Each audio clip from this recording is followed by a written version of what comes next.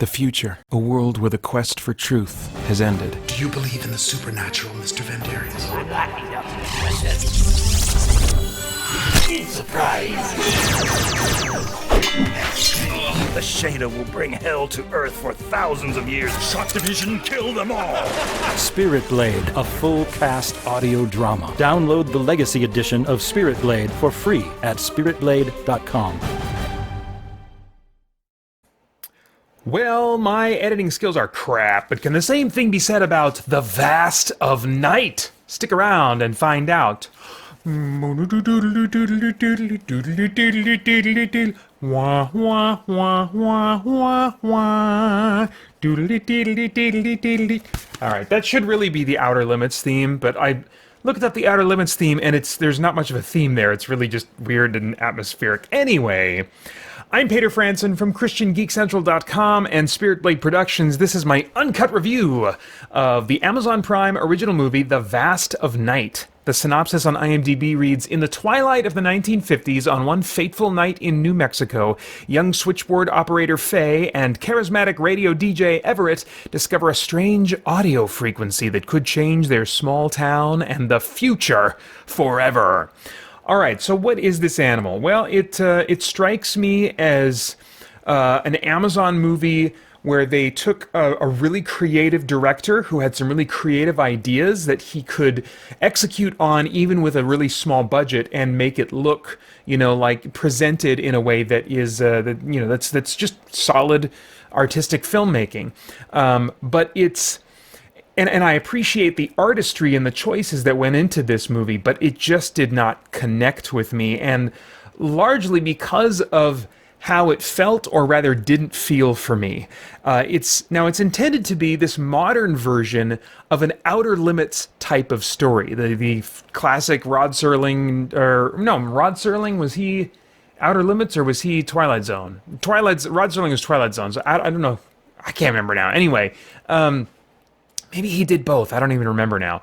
But that's kind of what this movie is going for. In fact, throughout the movie, it will kind of fade out of the normal, film that you're watching, and it will show it through an old black and white vacuum tube 1950s TV with, the frequency distortions in the image and stuff like that, as if to just kind of remind you, this is the vibe we're going for, and it doesn't, it definitely evokes a lot of that style. The delivery of the dialogue has a very fast clip to it, and there's very little breathing room between lines. It reminds me of a play in some ways, where they're just like really, the pacing is really, really tight. It's a very much tell, don't show kind of experience, I think. There's lots of dialogue.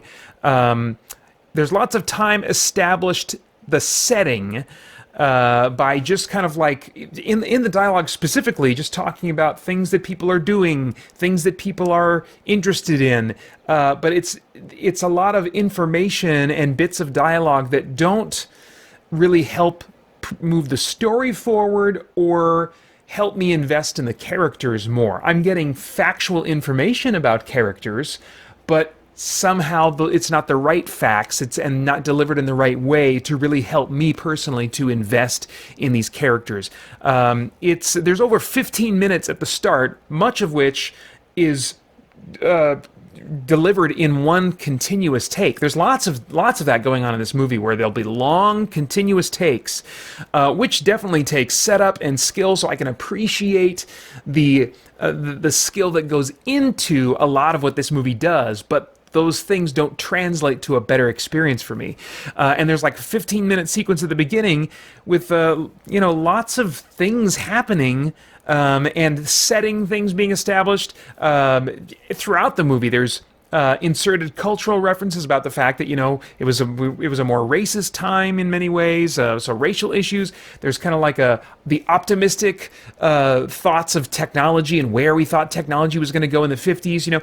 In some ways, it seems a lot about presenting this setting in a way of kind of like with the subtle commentary of, boy, wasn't this an interesting primitive time compared to how we are now culturally and technologically and stuff like that, And I'm like, okay, yeah, yes, you jump back to any time period, and that's going to be true. I don't need you to spend time playing that up, especially when it's not done in a way that felt comedic to me or super relevant to the story and what was happening to these characters, There were lots of people talking about things that happened to them in key moments of plot development. So when you did have these big turning moments where someone would say, oh, I think I know what's going on and with this frequency and stuff. Let me tell you what happened to me a while back.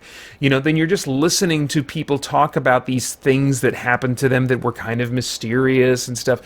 One of these moments, calling it a moment is too small. It went on for, I don't know, maybe 10 minutes or so.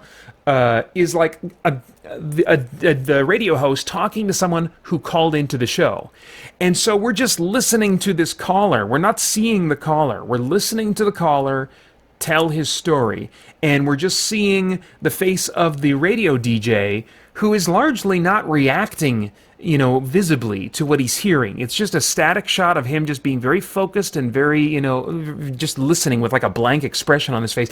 They even cut away for a good chunk of that part of the movie to a black screen, as if to say, just focus in, just listen, and forcing the audience to really make it all about listening to the caller, and it just didn't work for me. It didn't help me connect, There's another moment where we're listening to an older woman tell a story, and the camera is like very slowly over the course of this big long monologue of hers, zooming into her, which is meant to, I think, create this sense of the audience leaning forward and getting, more and more focused on what she's saying. But it still didn't help create tension for me or provoke interest in me as a viewer. So there was lots of details just in general that seem unimportant to the development of story or characters, there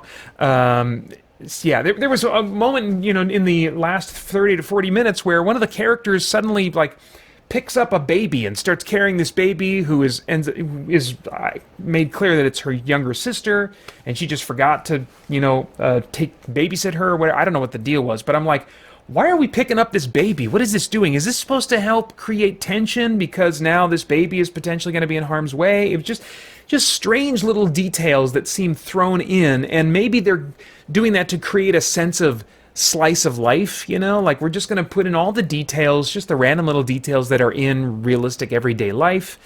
But I don't know, it wasn't helping to ground the experience for me. If that's what they were going for, in another movie that could potentially work, making it feel more grounded, making it feel more realistic, so I can feel the tension a little bit more of, oh my gosh, what if this really happened? Because everything else is so realistic, so what if this unusual event really was possible in the real world? But because of the setting and because of what they do to represent the period in a kind of commentating way on how different it was culturally and how primitive people fought, and stuff, it kind of keeps me at arm's length from the characters. The presentation as well. As I said, the line delivery has that kind of snappy, quickly paced vibe to it that doesn't remind me of necessarily how people actually talked back then. I don't have a time machine, so I don't know how people actually talked. It seems more to be mimicking how shows were made back in the 1950s and 60s, and so that kind of thing keeps me at arm's length, even though they're introducing all these superfluous details, maybe in the minds of the writers and filmmakers, to ground it somehow. I don't know. It just doesn't work. The blend of elements, modern and classic, just were not working for me. Bottom line, I think I would enjoy this thing much more as a 30 to 40 minute short film. I think also in that runtime, it would better replicate the classic TV show vibe that it's inspired by. 90 minutes, it's actually technically 89 minutes of runtime, was way more than I was interested in giving of my time for this. As far as the cast goes, solid actors, no recognizable faces to me. They all mimicked that 1950s delivery style very well, but not so grossly that I couldn't connect with their performances at all. Like I said, it was a blend. It's a blend of modern filmmaking ideas and these kind of tropes from 1950s and 60s, filmmaking. But still, the style that they were delivering their dialogue in kept me at arm's length, because this wasn't about the acting. It wasn't about the performances. It was more about the delivery and just getting the lines out. And yes, of course, they had emotions in there. They weren't just deadpan, but it wasn't the kind of film that breathes and allows actor subtext to enrich the dialogue. It was mostly about delivering the dialogue and what you would expect the emotions to be on a surface level for each of the lines that they were delivering. So no complaints really about the performances. It just wasn't a style of filmmaking that depended heavily on performances. As far as stunts and visuals, I mean, there's not really any stunts in this movie. Lots of dark shots, like poorly lit shots, which I think was done intentionally. But it wasn't focusing on things that I wanted to see. It didn't feel suspenseful to me when the shots were dark. It just made me feel kind of disconnected and disoriented from what was going on.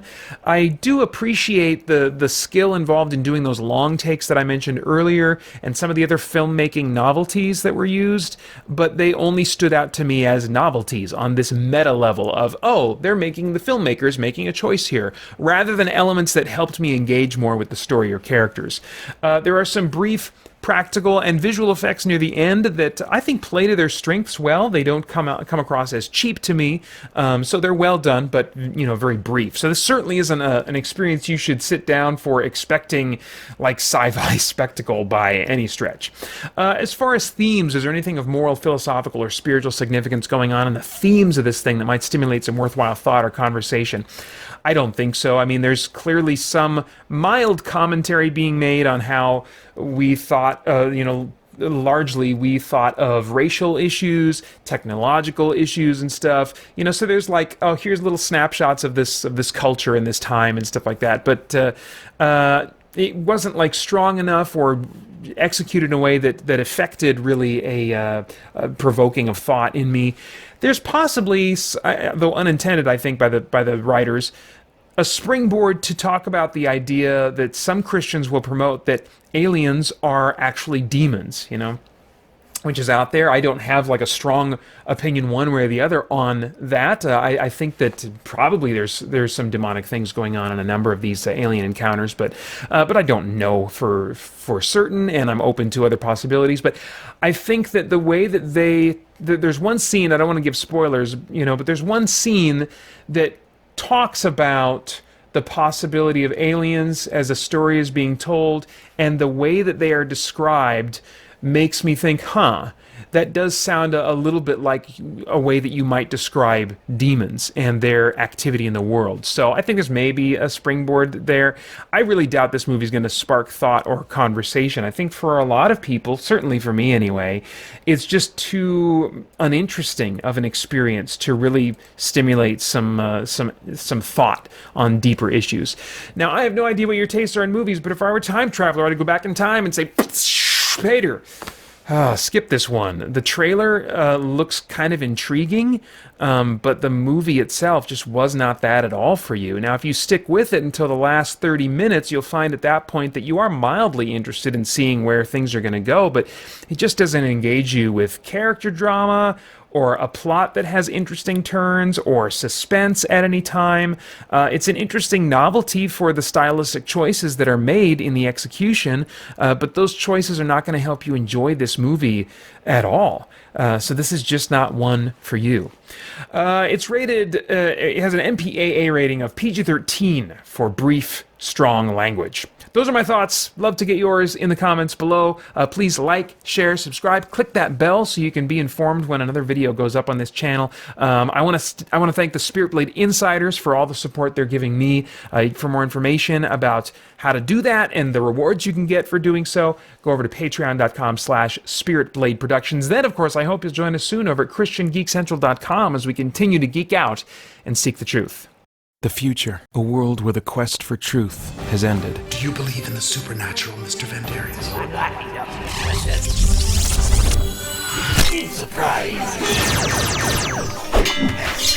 The Shader will bring hell to Earth for thousands of years. Shock Division, kill them all! Spirit Blade, a full cast audio drama. Download the Legacy Edition of Spirit Blade for free at spiritblade.com.